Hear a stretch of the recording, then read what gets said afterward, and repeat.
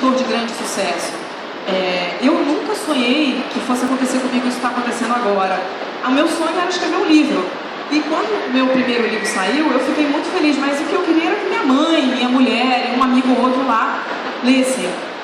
Mas eu fiquei muito feliz que cultivei um amor pela escrita e tive vontade de continuar escrevendo. Mas eu acho que o objetivo não deve ser você ser rico e famoso. Tem muita gente cujo sonho é tocar violão. E para essas pessoas, fazer música é o suficiente. Para mim, escrever basta. So the second part of this is if you do want to be a professional writer, if you want to make a living at this, I look at other art forms like music. No one learns to play off in a room back here where no one can hear, and then they record an album and then go to music producers and say, will you make this? They go and play in front of their friends and in front of this many people on the street, and they get better and better.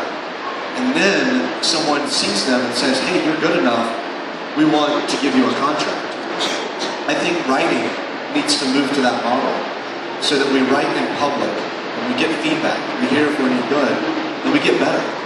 And there's a website called Wattpad where you can do this. So I think that's where we're going to go, where we don't beg for publishers, we just make readers happy, and then publishers come and beg for us. And that's what happened to me. Now, even though I can now publish with anybody I want, I still self-publish. That's the way that I choose to reach my readers. It's quicker. I love it. I have the complete freedom to write whatever I want. I just wrote a romance novel, which no publisher would let me do. So I think in the future, self-publishing might be, by the time you have enough success that publishers want you, maybe you'll sign with foreign publishers, but you might self-publish in your own language because you can.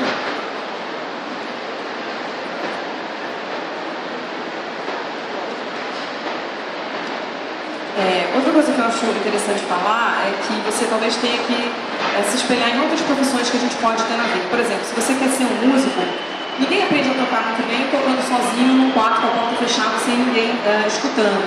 E acha que você vai chegar lá para um produtor e falar, meu CD, grava aí para mim.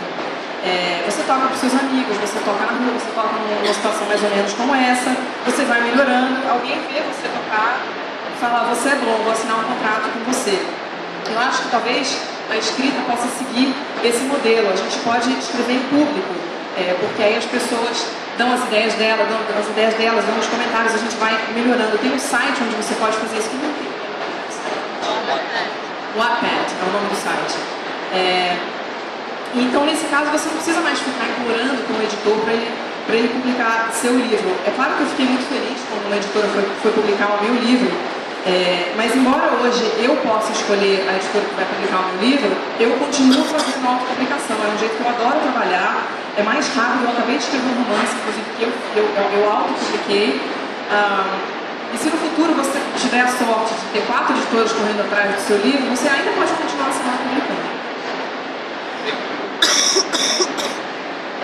Oi, Hugh. Eu sou a Mia do Recanto da Mia. E enquanto a gente estava pesquisando sobre a tua trajetória, a tua carreira, para fazer vários posts de semana especial somente sobre o Silo, a gente viu que tu meio que revolucionou um pouco o mercado editorial ao conseguir um contrato híbrido, publicando o teu impresso com a editora e mantendo os teus direitos autorais sobre o e-book. E eu noto que isso é uma tendência que continua crescendo, principalmente lá fora. E aqui no Brasil está recém chegando. Nós temos uma primeira autora que conseguiu um contrato híbrido com uma editora e ela está abrindo portas para os autores, iniciantes principalmente, a começarem a publicar dessa maneira. E eu queria saber a tua opinião sobre isso, sobre as novas tendências do mercado editorial e o que isso poderia trazer de vantagens e benefícios para os autores e principalmente para os que estão iniciando. Great question. The reason I did the print and digital differently is I don't see these as competing formats. I think they're different readers. Some people do a lot of both, but there's a kind of book that you want in print and a kind that you read in ebook. I was worried that if I signed my ebook rights to a publisher, that they would see these formats as competition. So they would price my ebook very high to protect the print book. And I've seen this with a lot of books. The ebook prices in the US, I don't know how they are in Brazil, they're too high. So I told publishers that I was not going to sign my ebook rights away. If they wanted the print rights, I would do that. So that's just the nature of the publishing industry right now. I think maybe in the future, publishers will realize that ebook prices should be lower, and it'll be okay to do a deal where you do both. But for me right now, it just didn't make sense. I was happy publishing myself and publishing my ebook on my own, and I didn't care if I signed with a publisher. We turned down deals with publishers. They were offering me over $1 million for my book, and we were saying no, and they couldn't believe it. But no one had ever done this before. No one had ever said no. So that's how we ended up getting that deal. A tua pergunta é muito boa. Eu acho que o segredo para esse mercado é que, na verdade, o impresso e o digital não são concorrentes, são dois tipos de leitores diferentes. Tem livros que você quer comprar impressos e tem livros que você pode comprar no formato de e-book. Eu acho que o meu medo de vender os meus direitos de e-book para uma editora é que a editora ela enxergaria o e-book como um concorrente do livro impresso e colocaria um preço muito alto no e-book para que o e-book não canibalizasse a versão impressa do livro. Então eu decidi vender só os direitos para o livro impresso e não para o e-book. Mas eu acho que essa é a natureza do mercado editorial de hoje. Talvez no futuro os editores percebam que uma coisa não concorre com a outra, baixem o preço do e-book e consigam vender os dois ao mesmo tempo.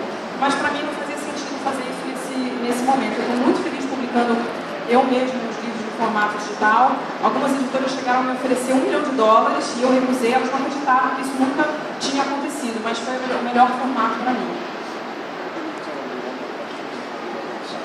A gente vai fazer mais uma pergunta para ele e depois vai abrir uma sessão de autógrafos pequena para vocês, especial.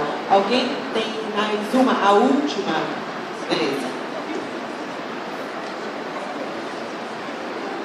Oi, meu nome é Kaique, eu sou do Livro de Letras e Ventas e eu vi que a sua experiência escrevendo por partes na internet, você tinha essa possibilidade dos leitores poderem acessar e comentar essas partes. Eu queria saber como é que foi para você esse feedback durante o seu período da escrita. So it's not much different than, no writer publishes a book without getting feedback. It might be from your spouse, it might be from your agent, or your editor, or your publisher, but there's a back and forth. What I loved about this process was the publisher can only guess what the reader is going to think. That's what they're trying to do. I can hear it directly from the reader, so there was no guessing. It doesn't mean that what they said they wanted to hear was what I would write, but at least I knew what they wanted, so I would know how to maybe surprise them and write something different. The way storytelling started was around campfires, with someone without a microphone. We didn't have electricity. Someone would be standing around telling a story like the Iliad, the Odyssey. And then other people would take that story and change it and make it their own story.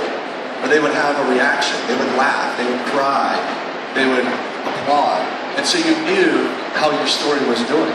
And we don't do that now. We write a story and we put it out there, we have no idea what people are going to think. So I think what I did was not modern. It was going back to the old way of storytelling. It was getting to the origin of what we love as storytellers. And it's a communal experience. It happens between the audience and the writer. It's not, again, me going back into my office and then throwing the book out and seeing what people say about it.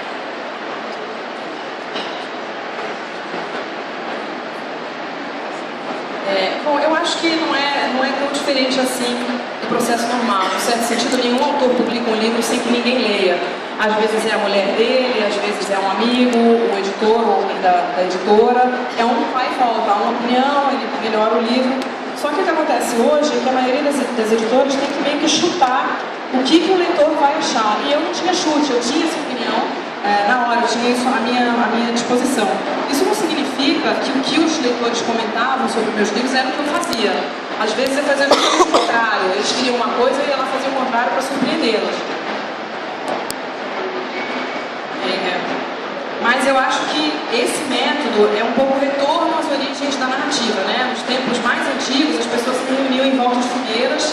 alguém contava uma história, ninguém tinha microfone, não tinha energia elétrica, e aí a pessoa ia mudando essa história à medida que ela narrava, ela via a reação das pessoas, as pessoas choravam, riam, aplaudiam, e cada um pegava essa história que era contada e mudava um pouquinho, contava do seu próprio jeito.